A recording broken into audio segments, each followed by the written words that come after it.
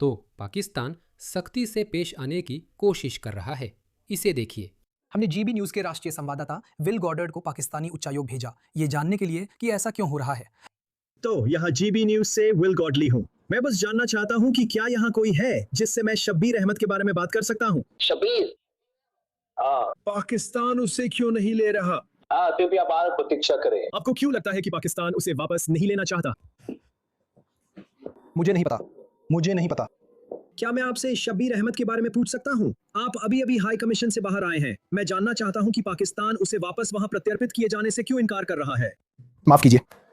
क्या आपको शब्बीर अहमद के बारे में कुछ पता है? नहीं। तो आपको नहीं पता पाकिस्तान उसे क्यों नहीं ले रहा? नहीं, मुझे नहीं पता। मुझे नहीं पता। तुम्हें नहीं पता?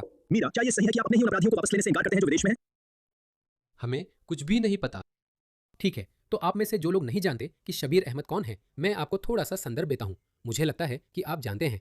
आप जानते हैं कि वह कौन है। मैं आपको यूनाइटेड किंगडम के लिए पाकिस्तान के सबसे बेहतरीन निर्यात से मिलवाता हूँ। मिलिए इस आदमी से, शबीर अहमद। मैं आपको संक्षेप में बताता हूँ कि वह कौन है। वह यूनाइटेड किंगडम में सक्रिय एक ग्रूमिंग गैंग का सरगना था, जहां उसने 20 से अधिक बच्चों का शोषण किया। उनमें से अधिकांश की उम्र 12 से 14 साल के आसपास थी। उसे सजा सुनाई गई थी, लेकिन यूनाइटेड किंगडम में जैसा होता है उसे जल्दी रिहा कर दिया गया। और अब पाकिस्तान कह रहा है कि वे उसे तब तक नहीं चाहते जब तक आप बदले में कुछ न करें, यानी पाकिस्तान के असली असंतुष्टों को सौंप दे, वैध असंतुष्टों को। इस विडंबना को देखिए। हाँ, एक तरफ यूनाइटेड किंगडम दसियों हजार फर्जी शरण मांगने वालों को स्वीकार कर रहा है। फर्जी, वे समलैंगिक नहीं हैं, उन पर अत्याचार नहीं हुआ, लेकिन वे यूके आते हैं क्योंकि वहाँ खामी है और वे पश्चिमी देशों की मानवता का लाभ उठाते हैं। और किसी कारणवश, भले ही हमें पता है कि वे फर्जी शरण मांगने वाले हैं, हम कुछ कर नहीं सकते, क्योंकि आप जानते हैं हम शरण के मामलों में लापरवाह और गैर जिम्मेदार नहीं हो सकते। हम उन्हें उनके देश निर्वासित नहीं कर सकते जहां उन पर अत्याचार हो सकता है। लेकिन मैं आपको इस आदमी से मिलवाता हूं। मैं इनका प्रशंसक नहीं हूं, लेकिन मानता हूं कि ये असली पाकिस्तानी सरकार विरोधी है। इनका नाम मेजर आदिल राजा है। मुझे लगता है ये लूटन वगैरह में रहते हैं। मुझे नहीं पता, लंदन में कहीं रहते हैं। इन्हें देखिए। ये पहले पाकिस्तानी सेना में सेवा करते थे, लेकिन फिर इन्होंने छोड़ दिया।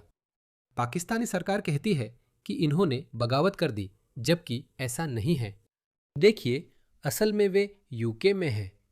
तो पाकिस्तान मूल रूप से कह रहा है, हमें इन्हें सौंप दो और हम आपके शब्बीर अहमद और आपके ग्रूमिंग गैंग्स को भी ले लेंगे। यूके सरकार कह रही है, हम सच में ऐसा नहीं कर सकते और नहीं करना चाहिए। जैसा मैंने कहा, हम दसियों हजार फर्जी शरण आवेदकों को ले रहे हैं, और दूसरी तरफ हम एक असली शरण आवेदक या असली शरणार्थी को डिपोर्ट कर देते हैं। उसे तो यातना दी जाएगी। मैं भरोसा दिलाता हूं कि उसे निश्चित तौर पर यातना दी जाएगी और जेल में डाला जाएगा। मुझे पता है ज़्यादातर ब्रिटिश लोग कहेंगे, हमें फ़र्क नहीं पड़ता। नहीं, हमें फ़र्क पड़ना चाहिए। हमारे पास पाकिस्तान पर बहुत दबाव है। तो चलिए मैं आपको कुछ वीडियो दिखाता हूँ। देखते हैं इस तर्क के फ़ायदे और नुकसान क्या है। हमें उन्हें तब तक सजा देनी चाहिए जब तक उनकी मौत ना हो जाए। अब गृह मंत्री ने कहा है कि कानून बदलो ताकि इस आदमी को देश से निकाला जा सके। 1971 इमिग्रेशन एक्ट के अनुसार किसी भी कॉमनवेल्थ नागरिक को जो 1973 से पहले यूके आया और 5 साल रह चुका था, उसे हटाया नहीं जा सकता था। मुझे लगता है कि हम यहाँ गलत बहस कर रहे हैं। बस मुझे रुकने दीजिए और लोगों को याद दिलाने दीजिए कि उसे किस जुर्म में दोषी ठहराया गया था। 32 अलग अलग बाल बलात्कार के अपराध। उसे देखो। बलात्कार में सहायता और उकसाना, और ऐसा माना जाता है कि वो यूके के भीतर यौन शोषण के लिए तस्करी के उन 32 मामलों से कहीं अधिक मामलों में शामिल रहा होगा। सूची और भी लंबी है। उसे 22 साल की जेल की सजा सुनाई गई थी। दोस्तों, यह स्काई न्यूज़ है। क्या आप बदलाव देख रहे हैं? मैंने हमेशा कहा है, मुझे यहाँ के कानून या कानूनी अड़चन की परवाह नहीं है। ये राजनीतिक फैसले होते हैं जिन्हें लेना होता है। ठीक है, एक बार जब हमने जनता में पर्याप्त सहमति बना ली, तो फिर किसी भी बात पर चर्चा हो सकती है। मैं आपको बता दूं, आने वाले वर्षों में पूरे राजनीतिक क्षेत्र में सामूहिक निर्वासन चर्चा का विषय होगा। आजकल लोग कहते हैं सामूहिक निर्वासन बहुत नस्लवादी है। ये सोच खत्म हो जाएगी। ये राजनीतिक फैसला है, इसलिए राजनीतिक सक्रियता जरूरी है। और मैं आपको बता रहा हूं, अगले कुछ सालों में आप देखेंगे कि मुख्य धारा के सेलिब्रिटी इन चीजों के बारे में बोलना शुरू कर देंगे। यही तरीका है जिससे इंसानियत हमेशा से चलती आई है। ठीक है, इससे ये भ्रम पैदा हो सकता है कि हम बहुत सभ्य हो गए हैं और कुछ बातें नहीं कह सकते। देखिए कैसे पहले जो बातें कहना मुमकिन नहीं था, वही अब सामान्य हो जाएंगी। सब कहेंगे बड़े पैमाने पर निर्वासन बहुसांस्कृतिकता काम नहीं करती। स्काई न्यूज़ भी एक ब्रिटिश नागरिक के निर्वासन की बात कर रही है। इसे जरा सोचिए, इसे अपने मन में बैठने दीजिए। उनके हिसाब से वह ब्रिटिश नागरिक है, लेकिन मेरे लिए मुझे फर्क नहीं पड़ता। भले ही आप जन्म से ब्रिटिश नागरिक हों, मुझे फर्क नहीं पड़ता, क्योंकि राजनीतिक समस्याओं के लिए राजनीतिक फैसले जरूरी है। बहुसांस्कृतिकता भी एक राजनीतिक समस्या है। तो भले ही इसके खिलाफ 100 कानून हो, इसे बदलो। हम इसे बदल सकते हैं जब एक राजनीतिक सहमति स्थापित हो जाए। और 14 के बाद रिहा कर दिया गया। बहस सजा देने के नियमों पर होनी चाहिए। इस आदमी को जेल से कभी बाहर नहीं आना चाहिए। मैं उसके देश निकाले के पक्ष में नहीं हूं। मैंने जल्दी बोल दिया। लीजिए। मैं चाहता हूं उसे सजा मिले और वो कभी बाहर ना आ सके। बलात्कार के 32 अलग अलग मामले। बहस है कि उसे जल्दी रिहा किया जा रहा है। 14 साल बनाम 22 सजाएं, लेकिन उसने सिर्फ 22 साल जेल में काटे। अगर आगे और भी दोषसिद्धियां होती हैं, और हम सब यही उम्मीद करते हैं कि यौन शोषण वाले गिरोहों के मामलों में हों, तो चलिए अभी कानून बदलते हैं ताकि उन्हें कभी रिहा न किया जाए। पता है मैं क्या कहूंगा? मैं उनसे आंशिक रूप से सहमत हूं। मुझे नहीं लगता कि लोगों को आकर हर तरह के भयानक अपराध करने चाहिए और फिर सजा के तौर पर उन्हें बस देश से निकाल दिया जाता है। अरे इसमें क्या कमाल है? कल्पना कीजिए, पाकिस्तान के किसी गांव से अभी अभी आया एक पाकिस्तानी आदमी कई ब्रिटिश नागरिकों, बच्चों का बलात्कार करता है और फिर हम कहते हैं अब तुम वापस पाकिस्तान जाओ। ये कैसी सजा है? हमें पाकिस्तानी सरकार पर दबाव डालना चाहिए। मैं तो यहाँ तक कहता हूँ कि हमें पाकिस्तान में पूर्व ब्रिटिश या ऑस्ट्रेलियाई नागरिकों के लिए जेल की कोठरियाँ बनवानी चाहिए और खर्च उठाना चाहिए। हमें वहाँ अपने खर्चे पर सुरक्षा कर्मी रखने चाहिए और उन्हें उन्हीं जेलों में मरने देना चाहिए। शायद इससे हमारी परेशानी भी कम हो जाए। मृत्युदंड फिर से लागू करो और सबको इस झंझट से बचाओ। अब सुनते हैं नूरिया खान इस पर क्या कहती हैं। जिफ्ट गैंग लीडर, क्या आपको पाकिस्तान की बात सही लगती है? कानून पास होने पर भी शबीर अहमद मानवाधिकार कानून का सहारा लेकर खुद को उस देश में निर्वासित होने से रोकने की कोशिश कर सकता है जहां वो 60 साल से नहीं रहा। हाँ, मेरा मतलब है, देखिए, जब आप सोचते हैं कि उसका जन्म पाकिस्तान में हुआ था और ऐसे किसी इंसान के साथ जो कि इस देश में हुए सबसे घिनौने संगठित अपराध सिंडिकेट्स और अन्यायों का सरगना था, ये बात समझ में आती है कि उसने ब्रिटिश नागरिकता लेते समय अपनी पाकिस्तानी नागरिकता छोड़ दी थी, क्योंकि उसके इरादे में ही कुछ गलत था जो वो करने वाला था। और पीटर, मैं आपको एक बात बताती हूँ, उसके जैसे लोग जो पाकिस्तान से आते हैं और जिस तरह से सोचते हैं और जिनके मन में वैसे ही घिनौने अपराध करने के विचार होते हैं जैसे उसने किए, वे ब्रिटेन की जेलों में ब्रिटिश जमीन पर सड़ना पसंद करेंगे, बजाय इसके कि उन्हें वापस पाकिस्तान भेजा जाए। यहाँ कई ब्रिटिश पाकिस्तानी रहते हैं। वे ज्यादातर अपराधी नहीं हैं और अपनी दोहरी नागरिकता बनाए रखते हैं, तो वे यहाँ वहाँ आते जाते रहते हैं और पैसे भी वापस भेजते हैं। लेकिन कोई व्यक्ति जो जानबूझकर अपनी नागरिकता छोड़ता है, वो इसलिए करता है क्योंकि वो नहीं चाहता कि उस देश का उस पर कोई दबाव हो। लेकिन ये जानना बहुत दिलचस्प है। मैं पहले से ही इसके बारे में सोच रहा था कि वह ब्रिटेन में 22 साल की सजा काटना पसंद करेगा, जिसके लिए उसे शुरू में सजा सुनाई गई थी और फिर वह 14 साल बाद बाहर आया। वह 22 साल जेल में बिताना पसंद करेगा, लेकिन फिर भी उसने पाकिस्तान भागने की कोई कोशिश नहीं की।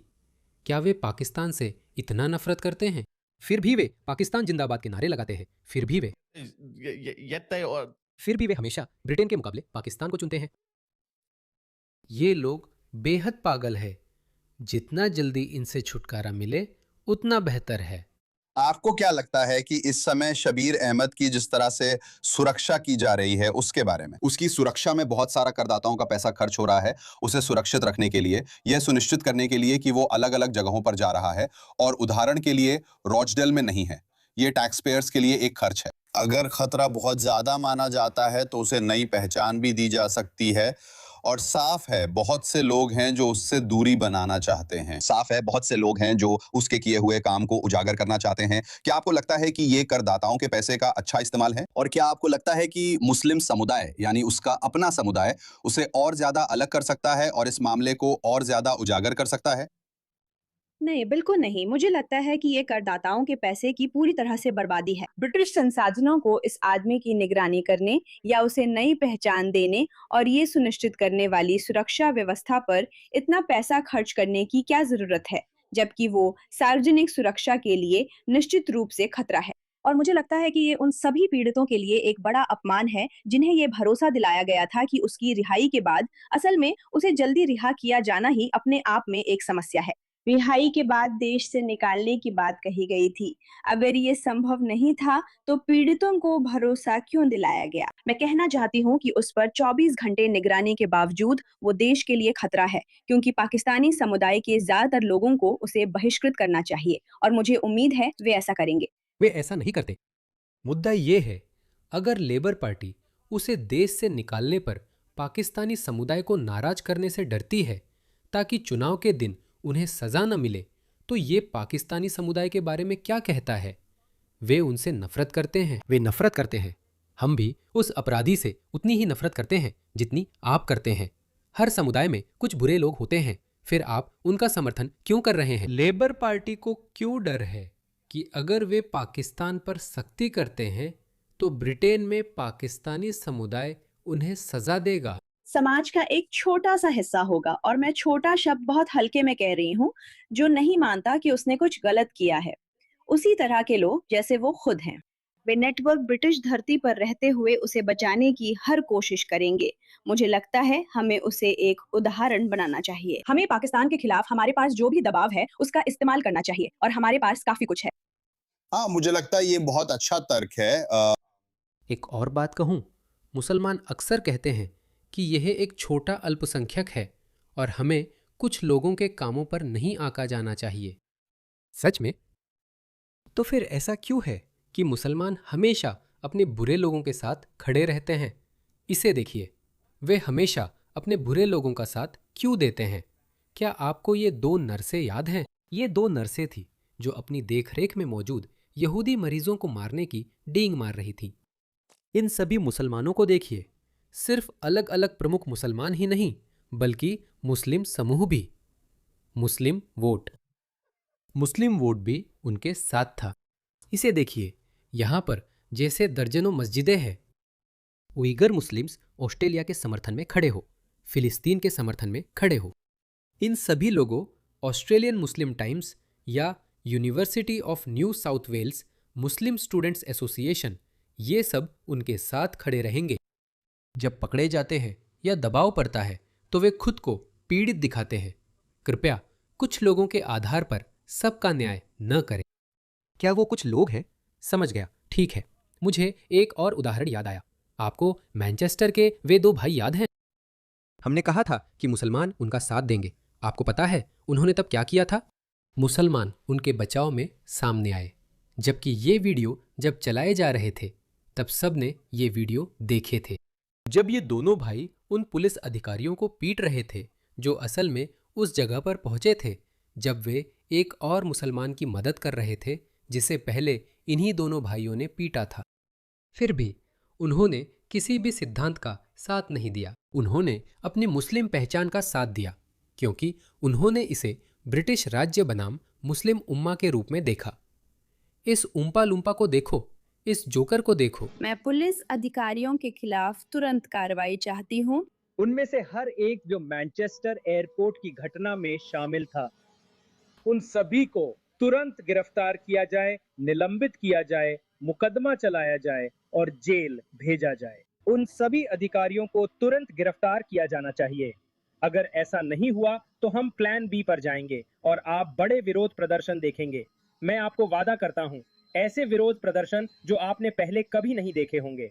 इस बेवकूफ वोक औरत ने हाल ही में इंटरव्यू में कहा था कि पुलिसिंग अपराध रोकने के लिए नहीं बल्कि सहानुभूति के लिए है। हमने एक पूरी पीढ़ी बर्बाद कर दी है। देखो, ये वही लोग हैं जो तुम पर राज और तुम्हें धमका रहे हैं। देखा उसने तुम्हें वहां कैसे धमकाया? उसने कहा, अगर उन पुलिस अधिकारियों को तुरंत नहीं हटाया गया तो तुम देखोगे। जानते हो फिर क्या होगा? जानते हो क्या, ब्रिट? जानते हो उस धमकी के बाद ब्रिटेन ने क्या देखा? यही उन्होंने देखा और फिर उन्होंने तुरंत उन भाइयों को रिहा कर दिया। उन्होंने ये उसी पुलिस स्टेशन के सामने किया जहां उन्हें रखा गया था। आइए मिलकर इस गंदी जगह को तहस नहस कर दें। फर्क नहीं पड़ता टीका, लेकिन कल मैं तुम लोगों से कहता हूं, अगर हमें इंसाफ नहीं मिला तो ये हरामी मरेंगे। विवा ला रेवोल्यूशन, प्रेजेंटे प्रेजेंटे प्रेजेंटे प्रेजेंटे। मैं जानता हूं तुम चाहते हो। सच कहूं तो मुझे ये बंदर जैसी आवाजें समझ नहीं आती। मुझे वो समझ नहीं आता। अल्लाह सबसे महान है, अल्लाह सबसे महान है। वो हमेशा अपने बुरे लोगों का इसी तरह साथ देते हैं। तो जब वो आपसे कहते हैं कि ज्यादातर लोग अच्छे हैं और उनका ये मतलब नहीं होता, हाँ, कुछ लोगों के कामों से सबका न्याय न करे, ये सब बकवास है। तो मुझे नहीं पता कि नूरिया खान उनके साथ इतनी नरम क्यों हैं। अगर लेबर पार्टी को लगता है कि ब्रिटिश पाकिस्तानी समुदाय उन्हें पाकिस्तानी सरकार पर दबाव डालने के लिए सजा देगा, तो इस ग्रूमिंग गैंग के सरगना को वापस लेने के लिए, तो वे सोचते हैं ठीक है। और मैं आपको बार बार बताता हूं, बहुसांस्कृतिकता काम नहीं करती। आप एक एकजुट देश नहीं बना सकते जब आपके पास अलग अलग निष्ठा रखने वाले लोगों की भीड़ हो, जब वे आपको पूरी तरह से वफादारी नहीं दे सकते। आप एक देश नहीं बना सकते। आज यूके लंदन में हूं और यह वीडियो रिकॉर्ड कर रहा हूं। साथ ही एक और वीडियो भी रिकॉर्ड करूंगा। जैसे ही हम बात कर रहे हैं, लंदन सचमुच ब्रिटेन में रहने वाले मोरक्को वासियों द्वारा घेर लिया गया है, जो शायद ब्रिटेन में ही पैदा हुए और पले बड़े हैं, क्योंकि फ्रांस ने मोरक्को को बाहर कर दिया है। मैं जानना भी नहीं चाहता कि पेरिस में क्या हो रहा है। असल में काफी लोगों ने इस बारे में संपर्क किया है, जिनमें लंकाशायर के कीथ भी शामिल हैं। वो कहते हैं कि अगर हम उसे निर्वासित नहीं कर सकते तो उसे वापस जेल में डाल दो, ताकि वो बाकी के 8 साल की सजा काट सके और उसके बाद 19 साल की सजा और जोड़ दो। वो बाहर नहीं आएगा, उसे गोली मार दो। अगर जेल में जगह नहीं है तो जितने विदेशी कैदी निर्वासित किए जा सकते हैं उन्हें कर दो, ताकि जगह मिले। ये एक सही चुनौती और जायज बात है। कीथ, लिंकॉनशायर के कीथ। दोस्तों, मैं एक और बात कहना चाहता हूँ। माफ कीजिए, मुझे पता है अगर हम लोगों को किसी अंतर्राष्ट्रीय कानून, कानूनी अड़चन या उनके मूल देश के सहयोग न करने की वजह से निर्वासित नहीं कर सकते, तो हमें फिर से दंड उपनिवेश शुरू करनी चाहिए। ऑस्ट्रेलिया में बहुत सारी निर्जन द्वीप है, निर्जन द्वीप, जहां यहां तक कि छिपकलियां भी रहना नहीं चाहती। हम वहां डिटेंशन सेंटर बना सकते हैं। मेरा मानना है कि क्रिसमस आइलैंड पर अभी भी कुछ छोड़े गए डिटेंशन सेंटर हैं जिनका हम पहले इस्तेमाल करते थे। उनसे लोगों को आने से रोका जाता था और यह कारगर था। आप जानते हैं, तब नावें नहीं आएंगी। हम ऐसा कर सकते हैं। हमारे पास बहुत ज़मीन है, उन्हें अंदर डालो, निजी ठेकेदार नियुक्त करें। यह अच्छा निवारक होगा। या तो अपने उस घटिया देश में वापस जाओ या फिर ऑस्ट्रेलिया के एक वीरान रेगिस्तान में भेज दिए जाओगे। असल में हमारे द्वीप रेगिस्तानी नहीं है, लेकिन वे ऑस्ट्रेलिया की मुख्य भूमि पर नहीं होंगे। वे एक ऐसे द्वीप पर होंगे जहां ऑस्ट्रेलियाई कानून लागू नहीं होता। और हाँ, निजी कर दो। उन द्वीपों को निजी कंपनियों को बेच दो। ये हमारी समस्या नहीं है कि वे क्या करते हैं या उनके साथ कैसा व्यवहार करते हैं। दोस्तों, ये बलात्कारी और हत्यारे हैं। तुम्हें ये याद रखना चाहिए।